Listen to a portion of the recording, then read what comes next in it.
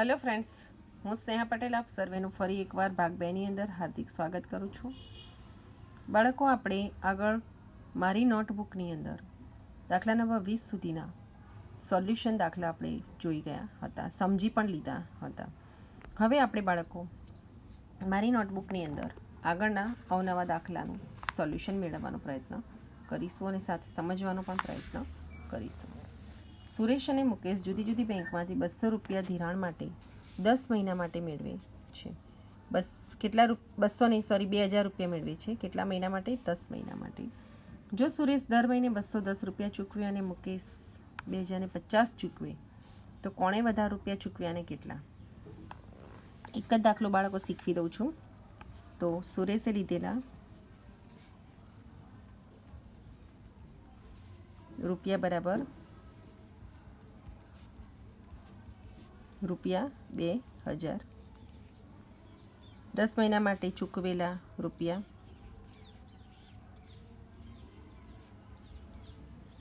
કારણ કે સુરેશને દર મહિને કેટલા ચૂકવવા પડે છે? 210 રૂપિયા. તો 10 મહિના માટે ચૂકવવા પડતા રૂપિયા બરાબર 210 ગુણ્યા 10 બરાબર સીધા જ આવશે જવાબ 2100 રૂપિયા. મુકેશે લીધેલા રૂપિયા કેટલા છે? તો એણે પણ 2000 રૂપિયા લીધા છે.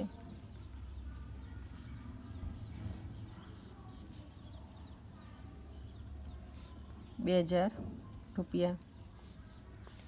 મુકેશે ચૂકવેલા રૂપિયા કેટલા છે? મુકેશે વ્યાજ પેટે 2050 રૂપિયા ચૂકવે છે. તો મુકેશે ચૂકવેલા રૂપિયા બરાબર રૂપિયા 2050 બરાબર છે. તો કોણે વધારે ચૂકવ્યા? તો મુકેશે 2050 ચૂકવ્યા, સુરેશે 2100 ચૂકવ્યા. તો કોને વધુ ચૂકવવા પડશે? તો સુરેશને વધારે ચૂકવવા પડશે. માટે સુરેશને વધારે રૂપિયા ચૂકવ્યા. કેટલા ચૂકવ્યા? તો 2100 ઓછા 2050 રૂપિયા. તો 2100માંથી 2050 બાદ કરીએ એટલે 2050માં 50 ઉમેરીએ તો 50 રૂપિયા વધારે ચૂકવવા પડશે. તો બાળકો, આ રીતે તમારે શીખવાનું છે. મોહસીનભાઈએ લારીના એક ફેરાના 30 મળે છે. જો દિવસમાં 12 ફેરા કર્યા હોય તો દિવસની કમાણી જણાવો. તો મેં તમને એક વસ્તુ લખતા ખાલી એક જ દાખલામાં ઉદાહરણ રૂપે શીખવી દઉં છું કે મોહસીનભાઈ ને મળતા એક ફેરાના રૂપિયા કેટલા છે? તો એક ફેરાના રૂપિયા 30 મળે છે બરાબર રૂપિયા 30. તો 12 ફેરાના મળતા રૂપિયા બરાબર 12 ગુણ્યા 30 રૂપિયા બરાબર 12 તરી 36 અને એક શૂન્ય લાગશે ઉપર રૂપિયા. પછી નીચે લખવાનું કે મોહસીનભાઈને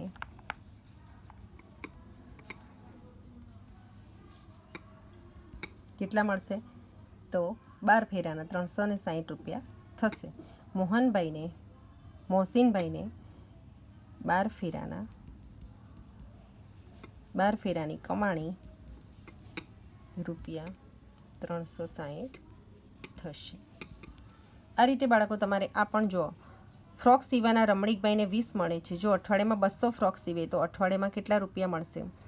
અઠવાડિયામાં 200 ફ્રોક સીવે છે એવું લખેલું છે. માટે તમારે અઠવાડિયાના દિવસ કે એવું કંઈ કાઢવાની જરૂર નથી. સીધું 220 વડે ગુણાકાર કરી દેવાનો એટલે 2 દૂ 4 અને 3 મીંડા લાગશે એટલે 4000 રૂપિયા એમને ફ્રોક સીવાના મળશે. એક ભંગારવાળાના દુકાનની બહાર નીચે મુજબ ભાવપત્રક મૂકેલું છે. ભાવપત્રક ઉપરથી નીચે મુજબના જવાબ આપો. નકામા કાગળના છે 6 રૂપિયા, પ્લાસ્ટિકના 15, લોખંડના 20, પિત્તળના 290 રૂપિયા અને ન્યૂઝપેપરના 9 રૂપિયા. આ પ્રમાણે ભાવપત્રક જોઈએ ને બાળકો, આપણે આ દાખલા બધા 3 દાખલા સોલ્વ કરવાના છે. તો દાખલા નંબર 1 છે કે વિજય પાસે 15 કિલોગ્રામ નકામા કાગળ અને 10 કિલોગ્રામ ન્યૂઝપેપર છે. તો વિજયને કેટલા રૂપિયા મળશે? તો વિજય પાસે 15 કિલોગ્રામ શું છે? નક્કામાં કાગળ છે. તો નક્કામાં કાગળનો ભાવ કેટલો છે? 15 રૂપિયા. અને ન્યૂઝપેપરનો ભાવ કેટલો છે? 90 રૂપિયા. તો વિજય પાસે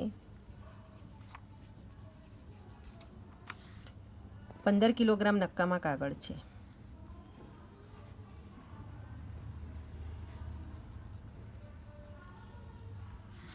તો નકામા કાગળના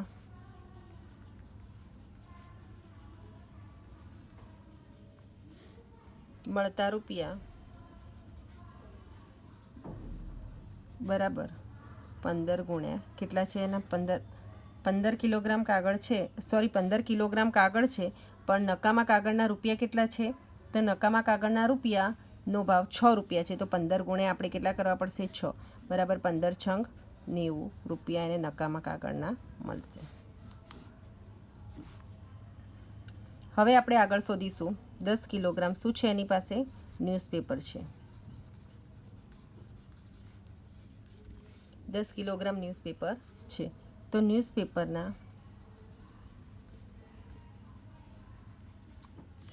મળતા રૂપિયા 10 ગુણ્યા ન્યૂઝપેપરના કેટલા રૂપિયા હતા? તો આપણે જોઈ ગયા આગળ કે ન્યૂઝપેપરના 1 કિલોગ્રામના 9 રૂપિયા છે. માટે 10 કિલોગ્રામ એને 10 કિલોગ્રામ ન્યૂઝપેપરના પણ 90 રૂપિયા મળશે.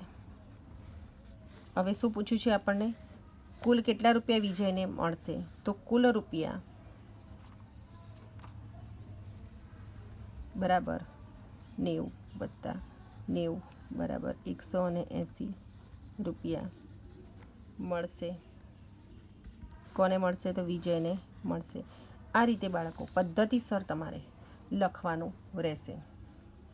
છેલ્લે તમારે એ પણ લખવાનું કે વિજયને કુલ 180 રૂપિયા મળશે. સંજય પાસે 30 કિલોગ્રામ પ્લાસ્ટિક અને 25 કિલોગ્રામ લોખંડ છે. તો આ દાખલો તમારે એ જ રીતે સ્વપ્રયત્ને જ જાતે કરવાનો છે. એના માટે તમે આ દાખલો પહેલાં સમજી લેજો. પહેલાં પ્લાસ્ટિકનો ભાવ શોધવાનો, પછી લોખંડનો શોધવાનો અને પછી બંનેનું ટોટલ મારવાનું. અજય 9 કિલોગ્રામ પિત્તળનો ભંગાર વેચે છે. તો મળતી રકમ જણાવો. 1 કિલોગ્રામ પિત્તળના કેટલા છે? 1 કિલોગ્રામ પિત્તળનો ભાવ બરાબર 290 રૂપિયા છે. તો સીધું જ મળશે કે 9 કિલોગ્રામ પિત્તળનો ભાવ બરાબર 290 ગુણ્યા 9 રૂપિયા. 29 ગુણ્યા 9 કરશો અને એક શૂન્ય લગાવી દેશો એટલે તમારો જવાબ સીધે સીધો આવી જશે. તો 29 ગુણ્યા 9 કેટલા થશે? તો અથવા તો આપણે આ રીતે કરી પણ શકીએ. 0 9 9 81નો એકડો વધી પડી 8 9 દુ 18 19 20 21 22 23 24 25 અને 26. તો આ તમારો જવાબ છે.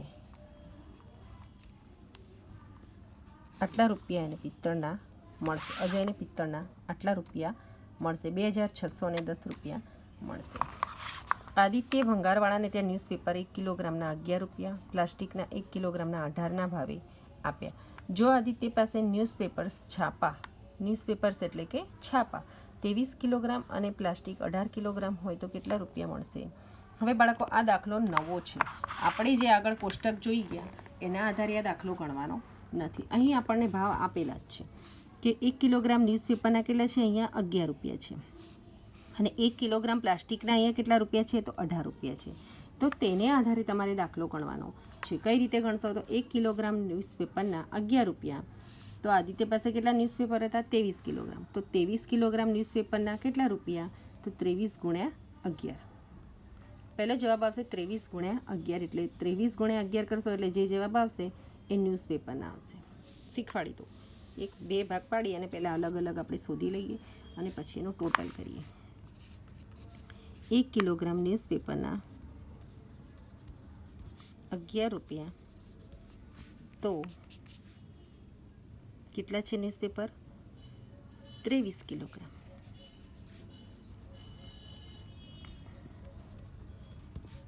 કેટલા રૂપિયા? તો 23 ગુણ્યા 11.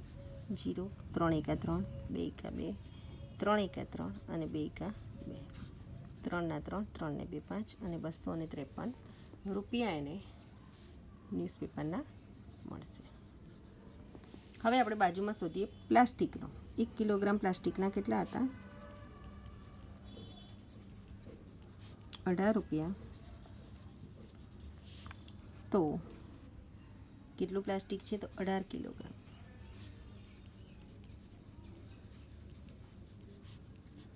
કેટલા રૂપિયા?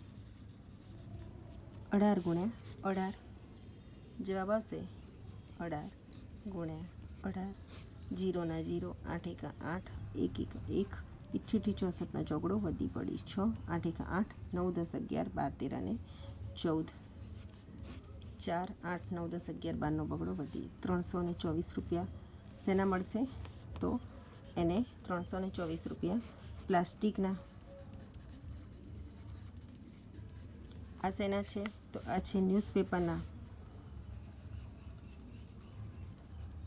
અને હવે લખવાનું છે અહીંયા કુલ રૂપિયા. તો 253 વત્તા 324. પાછળ લખવાનું રૂપિયા.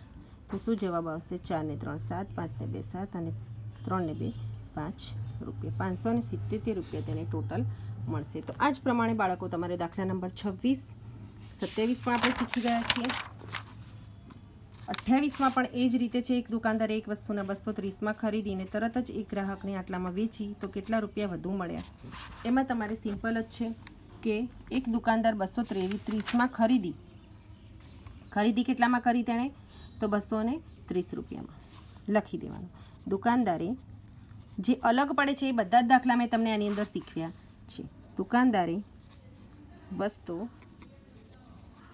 રૂપિયા 230માં ખરીદી અને એક ગ્રાહકને 275માં વેચી. તો વધારે મળતા રૂપિયા કેટલા થશે? તો 275માંથી ખાલી તમારે 230 શું કરી દેવાના? બાદ 5 4 0 45 રૂપિયા શું થશે? તેને નફો થશે. 45 રૂપિયા દુકાનદારને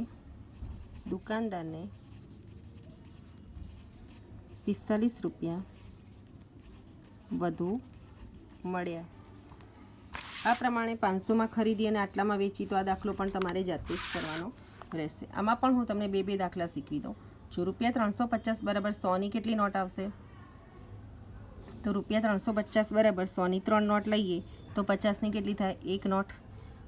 390માં 100ની કેટલી નોટ લઈશું? તો 3 નોટ લઈએ તો 50ની 1 લઈએ તો 300 અને 50 છે અને 20ની કેટલી આવશે? તો 2 નોટ આવશે. 250ની અંદર 50ની કેટલી નોટ થશે? 4. 20ની કેટલી થશે? 2 અને 10ની કેટલી થશે? તો 1 નોટ. તો જ 200 અને 20 20ની 2 એટલે 40 અને 1 50 થઈ ગયા. 100ની કેટલી નોટ લઈશું? અહીંયા 4. 20ની કેટલી આવશે? સીધી 3. તો 20 સરી 60 થઈ ગયા. અહીંયા 100ની કેટલી નોટ આવશે? 9. 20ની 1 અને 5ની પણ 1 નોટ આવશે. હવે આપણે નોટો આપેલી છે એના ઉપરથી ટોટલ કરવાનું છે. તો 100ની 8 નોટ, 50ની 4 નોટ એટલે કેટલા રૂપિયા થાય? તો 100ની 8 નોટ એટલે 800 વત્તા 50ની 4 નોટ એટલે સીધા 200 બરાબર 1000 રૂપિયા થાય.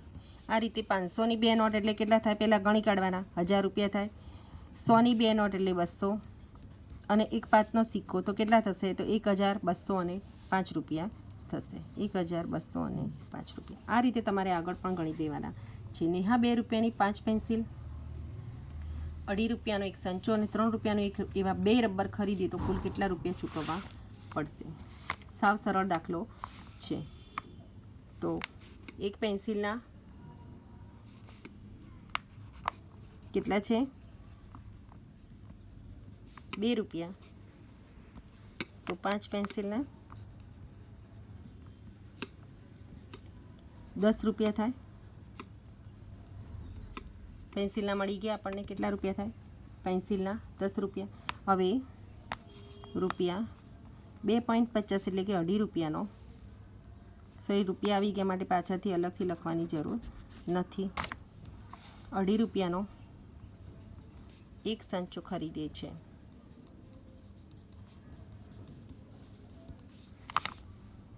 તેથી સંચાની કિંમત કેટલી થઈ? તો ₹2.50 થઈ, કારણ કે એક જ લીધો છે. ₹2.50 આવી ગયું. હવે હજી પણ શું ખરીદે છે નેહા? તો એક રબર ખરીદે છે. તો એક રબરના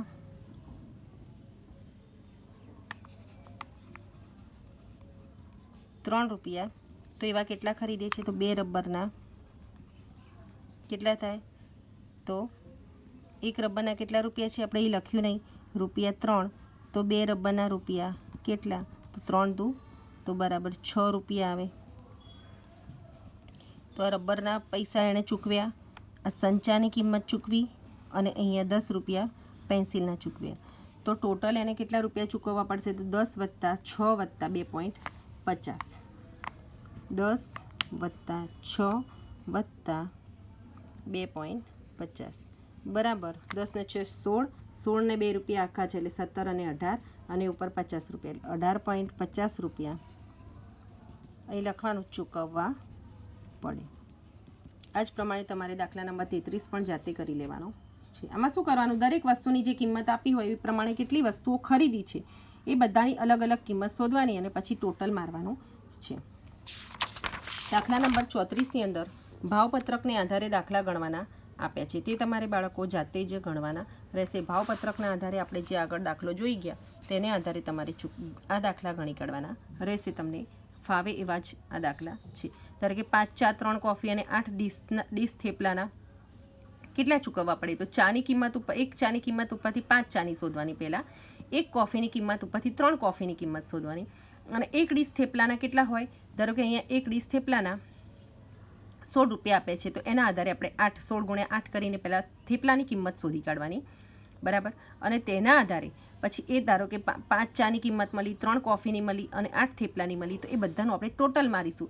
એટલા રૂપિયા તેને કુલ ચૂકવવા પડશે. આપણે હોટલમાં જઈએ અને જે પ્રમાણે કરીએ છીએ એ પ્રમાણે જેટલી વસ્તુ લઈએ તેના ભાવ લખ્યા હોય અને એના આધારે એ ભાવનું ટોટલ કરી અને આપણે બિલ ચૂકવવાનું હોય છે. એક મૂવી ટિકિટના 180, તો 10 ટિકિટ લેવી હોય તો કેટલા? તો એક ટિકિટના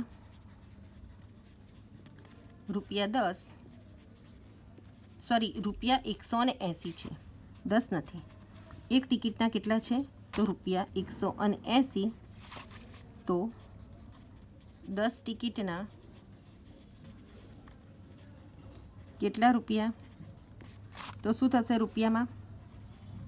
જો રૂપિયામાં મેં એકવાર ઘણીવાર અહીંયા પણ આવું પણ લખ્યું છે, આવું પણ લખ્યું છે. તો બંનેમાંથી કોઈ પણ વસ્તુ તમે લખશો તો સાચો જ જવાબ મળશે. તો રૂપિયા કેટલા આવશે? તો 180 ગુણ્યા સીધો જ કરી દઈએ 10 બરાબર કેટલા આવશે? તો 18 એકા 18, 1 0 આ 1 0 આ.